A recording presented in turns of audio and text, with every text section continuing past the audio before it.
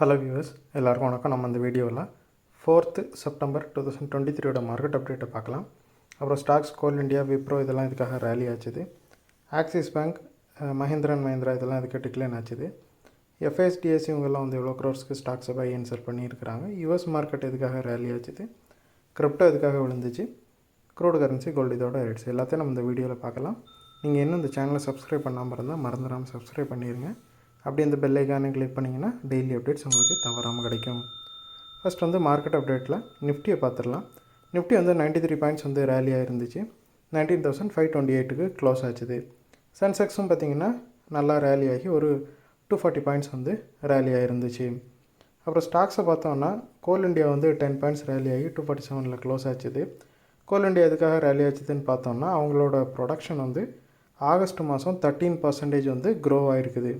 So அதனால் stocks வந்து ஏறக்குறைய ஒரு 5% வந்து ரேலி ஆச்சுது. அப்புறம் விப்ரோ வந்து ஒரு 17 பாயிண்ட்ஸ் வந்து ரேலி ஆச்சுது. பர்சன்டேஜில் சொல்ல போனால் இது 4.26%. விப்ரோ வந்து ரொம்ப நாளைக்கு அப்புறமா ஒரு நல்ல அமௌண்ட்டுக்கு வந்து ரேலி ஆகிருக்குது. ஸோ விப்ரோ என்ன சொல்லியிருக்கிறாங்கன்னா ஒரு ரிப்போர்ட்டில் $1 பில்லியன் வந்து அவங்க ஏஐ ரிலேட்டட் ப்ராஜெக்ட்ஸுக்கு ஒதுக்க போகிறதாகவும் க்ளவுடு டெக்னாலஜிஸ்லேயும் நிறைய இன்வெஸ்ட் பண்ண போகிறதாகவும் சொல்கிறாங்க. ஸோ இதன் மூலமாக அவங்க வந்து அவங்களோட பிஎஃப்எஸ்ஐ வெர்டிக்கலை வந்து ஸ்ட்ராங் பண்ணலான்னு இருக்கிறதா ரிப்போர்ட் கொடுத்துருக்குறாங்க. ஸோ பிஎஃப்எஸ்ஐனா banking, financial services and insurance sector.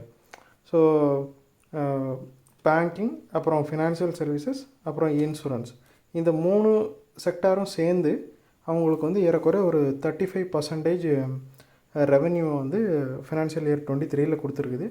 So இது ஒரு நல்ல ரெவன்யூ தர செக்டாராக அவங்க ஐடென்டிஃபை பண்ணுறதுனால அதை வந்து இம்ப்ரூவ் பண்ணுறதுக்காக நிறைய இன்வெஸ்ட் பண்ண போகிறதா சொல்லியிருக்கிறாங்க. ஸோ இது வந்து ஒரு பாசிட்டிவ் நியூஸாக விப்ரோவை பொறுத்தளவில் பார்க்கப்படுது. ஏன்னா விப்ரோ பார்த்திங்கன்னா கடந்த ஒரு 1 or 2 இயர்ஸாகவே வந்து பெரிய பெர்ஃபார்ம் எதுவுமே பண்ணலை. ரொம்ப லோயராக தான் இருக்குது. அரௌண்டு 400 அதுக்கும் கீழே 350 வரைக்கும் போயிட்டு ஸோ அந்த மாதிரி கம்மியாக தான் ஸ்டாக் வந்து பெர்ஃபார்ம் பண்ணியிருக்குது. ஸோ அந்த நியூஸ் வந்து கொஞ்சமாக பூஸ்ட் பண்ணணுன்னு எல்லோரும் நம்புகிறாங்க. மேபி அடுத்து வர குவார்ட்டர்ஸில் வந்து அவங்க ப்ராஃபிட்டை நிறையா கொடுக்கலாம் அப்படின்னு எதிர்பார்க்குறாங்க. அப்புறம் ஆக்சிஸ் பேங்க் பார்த்திங்கன்னா 8 பாயிண்ட்ஸ் வந்து விழுந்து 982ல் இருக்குது. ஆக்சிஸ் பேங்க் வந்து 52 வீக் ஹை கிட்ட இருந்துச்சு. ஸோ அதில் கொஞ்சமாக ப்ராஃபிட் புக்கிங் போயிட்டுருக்குது. அப்புறம் மஹிந்திரா அண்ட் மஹிந்திரா பார்த்திங்கன்னா 15 பாயிண்ட்ஸ் வந்து டவுனாக இருந்துச்சு. மஹிந்திரா அண்ட் மஹிந்திராவிலையும் ஏறக்குறைய ப்ராஃபிட் புக்கிங்கு போச்சுது. அது மட்டும் இல்லாமல் மாருதியோட சேல்ஸ் வந்து மஹிந்திரா அண்ட் மஹிந்திரா சேலை விட அதிகமாக இருந்துச்சு இந்த ஆகஸ்ட் மாதத்தில். ஸோ ஏற்கனவே மாருதி வந்து இந்த செக்டாரில் வந்து ஒரு பெரிய பிளேயருங்கிறது எல்லாருக்குமே தெரியும். ஸோ இப்போ மஹிந்திரா அண்ட் மஹிந்திரா வந்து ஏறக்குறைய மாருதிக்கு வந்து ஒரு காம்படிட்டர் மாதிரி ஆகிட்டுருக்காங்க. ஸோ இந்த சமயத்தில் மாருதியோட சேல்ஸ் வந்து அதிகமானதும் அது கொஞ்சமாக வளர்ந்துட்டுருக்க மஹிந்திரா அண்ட் மஹிந்திராவுக்கு கொஞ்சம் நெகட்டிவாக பார்க்கப்படுது. அதனால் மஹிந்திரா அண்ட் மஹிந்திரா கொஞ்சமாக டவுன் ஆகிருக்குது. எஃப்ஐஸை பார்த்திங்கன்னா 3,367 crore வந்து செல் பண்ணியிருக்கிறாங்க. நேற்று முந்தின செஷனில் பை பண்ணியிருந்தாங்க, இதில் செல் பண்ணியிருக்கிறாங்க.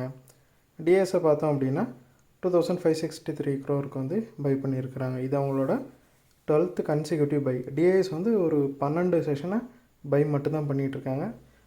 எஃப்ஐஸ் வந்து மாற்றி மாற்றி பண்ணுறாங்க. ஒரு டைம் செல் பண்ணுறாங்க, அப்புறம் பை பண்ணுறாங்க. பட் இன்றைக்கி வந்து ரொம்ப அதிகமான அமௌண்ட்டுக்கு வந்து செல் பண்ணியிருக்கிறாங்க.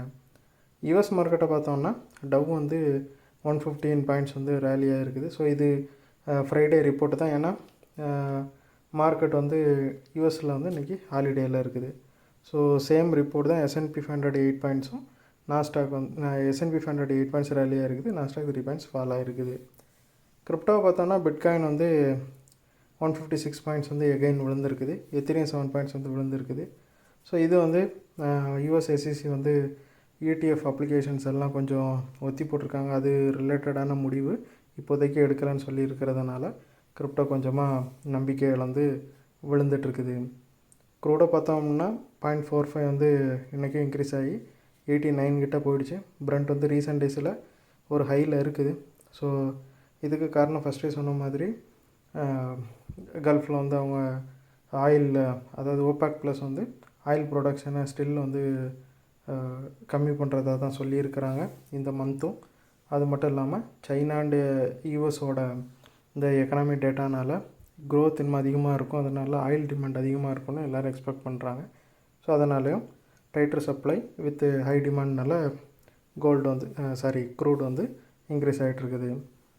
கரன்சியை பார்த்தோம்னா USD அகேன்ஸ்ட் இந்தியன் ருபி 0.03 வந்து அப்பா இருக்குது, பெரிய சேஞ்ச் எதுவும் மேக் பண்ணல. கோல்டு பார்த்திங்கன்னா 2 பாயிண்ட்ஸ் வந்து விழுந்திருக்குது. கோல்டும் பெருசாக எந்த மூவும் பண்ணாமல் அதே பிளேஸில் இருக்குது.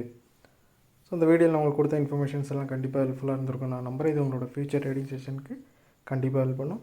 இந்த வீடியோ உங்களுக்கு பிடிச்சிருந்துச்சுன்னா லைக் பண்ணுங்கள், ஷேர் பண்ணுங்கள், மறக்காமல் சேனலுக்கு சப்ஸ்கிரைப் பண்ணுங்கள். அப்படியே இந்த பெல் ஐக்கானை கிளிக் பண்ணிங்கன்னா டெய்லி அப்டேட்ஸ் தவறாமல் கிடைக்கும். தேங்க்ஸ் ஃபார் வாட்சிங், கீப் சப்போர்ட்டிங், தேங்க்யூ.